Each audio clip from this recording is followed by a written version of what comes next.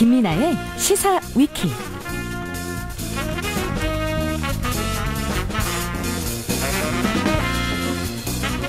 오늘의 중요한 뉴스를 다각도로 분석해보는 시사위키 시간, 김민아 기자님 나오셨습니다. 안녕하세요. 안녕하세요.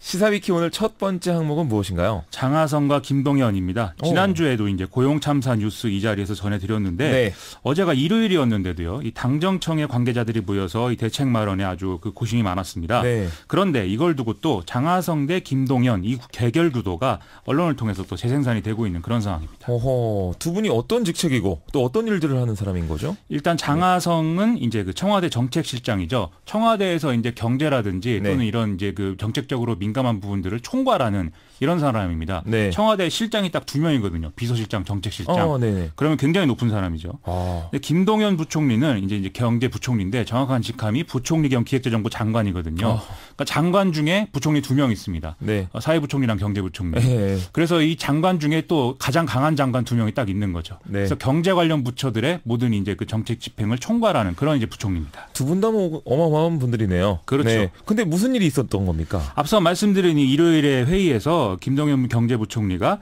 지금까지 추진한 경제정책 효과를 살펴보고 필요하면 수정도 검토하겠다 이렇게 얘기를 했는데 장하성 청와대 정책실장은 아직 정부의 소득주도 성장 정책의 효과가 나타나지 않았다라면서 이 국민들이 좀 더 기다려줬으면 좋겠다 이렇게 얘기를 했다는 것이죠. 네. 그래서 이 두 사람의 생각이 달라서 참 큰일이다 이런 보도들이 쭉 이어졌습니다. 제가 솔직히 이제 원래 게임 크리에이터고, 그렇죠. 네, 그리고 또 시사, 정통 시사 이런 프로그램을 맡아서 다들 깜짝 놀라셨는데, 제가 일반인 입장에서 좀 질문 좀 드리겠습니다. 네. 네. 이게 큰일 난 건가요? 저는 잘 이해가 안 가서요. 그렇죠. 말이 두 분이 좀 다르다고 해서 이게 엄청난 일인 건가요? 그러게 이제 뭐 생각이 다를 수는 있는데요, 사람들이. 이제 문제는 뭐냐면 이 생각이 다르다. 이 상황이 계속 이제 반복이 된다는 게 문제인 겁니다. 그래서 지방선거 전부터 이제 이런 흐름이 지금 뚜렷해지고 있는 상황인데 장하성 정책실장이 이 최저임금 인상의 부정적 효과가 뭐 확인되지 않는다. 이렇게 얘기를 한 적이 있는데요. 네. 바로 그 다음 날 김동연 부총리가 국회에서 자신의 어떤 경험과 직관으로 볼 때 최저임금 인상의 부정적 효과 우려된다. 이렇게 말한 것부터 이제 갈등 구도의 시작이었거든요. 어허. 또 최근에 박원석 전 정의당 의원이 페이스북에 올린 글이 있는데 이것도 이제 비슷한 맥락에서 좀 화제였습니다. 아니, 어떤 글이었길래요? 박원석 전 의원이 청와대 인사를 만났는데 관료들이 자료도 제대로 제공하지 않고 심지어 대통령 말도 안 듣는다. 어허. 이렇게 하소연을 하더라는 것이죠. 그래서 이걸 언론은 장하성 정책실장 얘기가 아니냐 이렇게 좀 추측을 했는데요. 네. 그거에 대해서 또 박원석 전 의원은 굳이 이제 부인을 하지 않아서 이게 뭔가 그러면 장하성 대 김동연 이 구도가 또 얘기가 되는 거 아니냐 이렇게들 많이 추측을 한 겁니다. 네. 다만 이제 청와대는 그건 사실이 아니다 이렇게 해명을 한 바가 있습니다. 저도 뉴스에서 그 글은 본 것 같은데, 이럴 때는 높은 사람이 좀 나와서 교통정리를 해야 되는 거 아닙니까? 그렇습니다. 방금 말씀드렸듯이 뭐 두 사람이 엄청나게 높은 사람이기 때문에 네. 제일 높은 사람이 나서야겠죠. 제일 높은 사람. 그렇죠. 오늘 문재인 대통령이 이 네. 수석 보좌관 회의를 주재를 하면서 고용위기에 대해서 이제 정부 정책이 좀 미흡했다 이 점을 인정을 하면서 청와대와 정부의 경제팀 모두가 완벽한 팀워크로 직을 건다는 결의로 좀 임해달라 이렇게 당부를 했습니다. 직을 건다는 결의로. 예. 그렇죠. 근데 이게 아마 단기간에 뭐 이제 고용이나 뭐 경기 관련 개선된 수치가 또 확인되는 이런 거는 좀 어려울 것 같고요. 그런 상황인데도 굳이 직을 걸어라 이렇게 얘기를 한 거 보면은 결국 이제 계속 이런 불협화음 이런 게 나오면 뭐 한쪽을 정리할 수밖에 없다 이런 네. 생각을 좀 하게 되는 거 아닌가 그런 좀 추측이 됩니다. 그러니까 회사에서도 이런 얘기 나오면은 한 명 자르겠다는 얘기인 그렇죠. 거거든요. 좀 그런 느낌이 네. 들죠. 이거 굉장히 무서운 말인데. 무서운 말이죠. 네. 그 말은 두 사람 중 누군가를 그만두게 할 수도 있다. 이런 뜻인 거죠. 그러니까. 좀 그런 뜻으로 이제 해석될 여지가 좀 있는데요. 네. 이 상황을 좀 어떻게 보느냐 그거에 따라서 좀 다르긴 하겠지만 이걸 이제 교수와 관료의 대결 구도 좀 이렇게 단순화해서 보는 그런 시각도 있습니다. 네. 오늘 이제 다른 신문들을 보면은 고용 참사 얘기가 나오기 하루 전날에 장하성 정책실장하고 윤정원 경제수석이 이 최저임금 인상의 부작용이 있는가 없는가를 놓고 입씨름을 했다 이런 보도도 지금 나와 있거든요. 어허. 그런데 장하성 정책실장은 뭐 교수 출신이고요. 네. 김동연 부총리하고 윤정원 수석은 이 정통 엘리트 공무원 출신입니다. 반대로 지난번에 최저임금 인상 효과를 둘러싼 논란이 이제 막 일어날 때 홍장표 전 경제수석이 물러났는데 네. 이 물러난 이제 홍장표 전 수석은 장하성 실장처럼 또 교수 출신이다 이런 얘기인 것이죠. 그렇다면 이제 정리를 좀 해보면 경제수석이 교수에서 공무원으로 바뀐 거네요. 그런 셈입니다. 예. 그래서 이렇게 좀 교수에서 공무원으로 좀 권력관계가 좀 이동하는 그런 흐름이 유지된다라고 전제한다면 대통령이 인사를 할 때 장하성 실장을 바꿀 가능성이 있지 않을까? 이렇게 좀 생각할 여지도 있다는 건데요. 네. 그런데 또 그러면 또 너무 일방적으로 비칠 수가 있지 않겠습니까? 예. 그렇다면은 김동연 부총리까지 둘 다 한꺼번에 바꾸는 그런 가능성도 있을 것 같은데 다만 장하성 실장의 후임이 그러면 어느 출신이냐를 따졌을 때는 관료 출신일 가능성이 더 크지 않을까? 아마 이렇게들 생각하는 분위기가 있는 것 같습니다. 대통령이 밖에서 데려온 교수와 그러니까 대통령이 누군지와 상관없이 직업 공무원인 관료가 싸우는 건데 이번 정부에서만 그런 건지 원래 그런 건지 전 좀 궁금하거든요, 이게. 이게 항상 똑같은 일이 반복되는 건 아니겠지만 네. 좀 유사한 흐름이 과거에도 좀 몇 번 있는데요. 보통 정권이 시작할 때는 뭔가 개혁을 하고 싶지 않습니까? 네. 그러다 보니까 이 바른 말을 잘하는 교수들이 좀 중용이 되는 그런 현상이 좀 있습니다.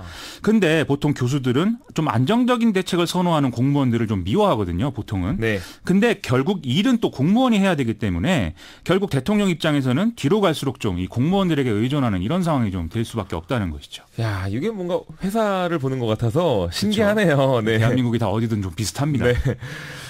그럼 처음 주제로 돌아가서요. 정말 정책 방향을 바꾸면 경제가 살아날까요? 이 자유한국당이나 바른미래당은 이 경제팀 경질 그리고 소득주도 성장 포기 이거를 매우 공세적으로 지금 이제 주장을 하고 있는데요. 네. 근데 지금 위기가 이제 소득주도 성장 때문이냐 아니냐 이거는 한번 면밀히 정말 따져봐야 될 문제인 것 같습니다. 그러니까요. 지금 소득주도 성장으로 분류될 만한 그동안의 정책 관련해서는 뭐 최저임금 인상 정도 외에는 지금 직접적인 영향력을 미치고 있다라는 게 뭐가 있을까 생각해 보면 네. 사실 잘 뭐 생각나는 게 별로 없거든요. 그렇죠. 그래서 지금 일자리에 세금을 너무 많이 쓴다 이런 비판도 나오긴 하지만 이런 부분들은 정도의 차이가 있을 뿐 사실 고용 촉진을 위해서 기업을 지원하는 이런 대책 같은 경우에는 과거 정부도 했거든요. 아하. 그래서 뭐 때문이냐 이거는 좀 잘 봐야 되겠습니다.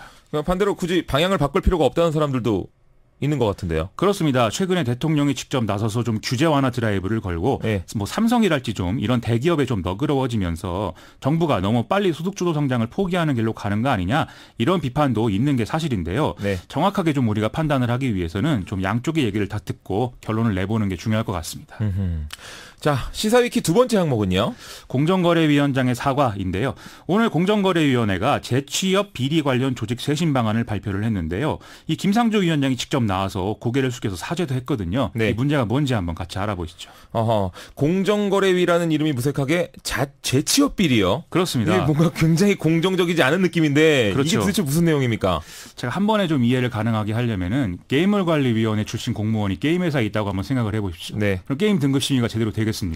그럼 안 되겠죠. 똑같은 건데요. 공정거래위는 기업들의 어떤 독점이나 불공정 거래를 잡아내기 위한 기구인데 이번 정부에서 이제 경제민주화 이런 정책들을 전담하고 있거든요. 네. 근데 공정거래위 퇴직 공무원들이 그동안 이런 권력을 이용해서 자신들이 감독해온 기업의 재취업을 조직적으로 이제 해왔고 어허. 심지어 퇴직 예정자들의 재취업에 문제가 없도록 이 조직적 차원에서 경력 관리도 해줬다 이런 사실들이 검찰 수사에서 밝혀진 겁니다. 조직적인 경력 관리요? 그렇습니다.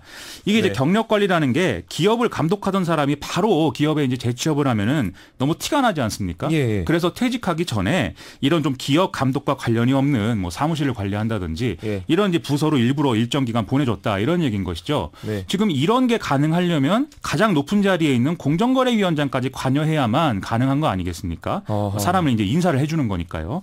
그래서 이명박 박근혜 정부에서 부위원장이나 위원장을 맡았던 네. 정대찬 전 공정거래위원장 등등은 이제 구속까지 된 상태고요. 어허. 노델의 김동수 전 위원장도 지금 불구속돼 있는 그런 상황입니다. 이거 제가 잘 이해한 건지 모르겠는데 거의 돈 세탁 수준인 것 같은데요. 거의 이제 뭐 그런 것이랑 네. 비슷한 거죠. 예. 세금으로 운영되는 부처에서 이런 일이라니. 참 세금 내는 사람으로서 안타까운 뉴스입니다. 그럼 공정거래인 쇄신 방향은 뭔가요? 오늘 발표한 내용을 종합해보면요. 앞으로 어떤 명목이든 퇴직자 재취업 과정에 일체 관여를 하지 않고 엄격한 인사원칙을 설정하겠다. 그리고 퇴직자가 재취업을 하는 경우에는 그 이력을 홈페이지에 좀 상세히 공개를 하고 또 외부 교육 참여라든지 기업을 대상으로 하는 유료 강의는 또 금지한다. 이런 내용이 있는데요.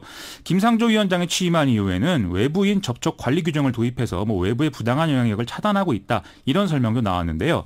다 이제 종합 눈앞에 보면 앞으로 안 할 테니까 믿어달라 이런 얘기입니다. 아, 정말 심플하게 딱 축약해 주셨네요. 그런 얘기죠. 예. 네. 자, 오늘 전해준 두 소식이 다 좀 씁쓸한 느낌이네요. 고용 대참사에 이어 재취업 비리까지. 이게 한쪽에서는 고용 참사인데 또 한쪽에서는 부당하게 취업을 하고 있다고 하니까 네. 좀 강력한 대책이 필요한 상황이 아닐까 이런 생각이 좀 듭니다. 알겠습니다. 오늘 나와주셔서 너무 감사드립니다. 고맙습니다. 네.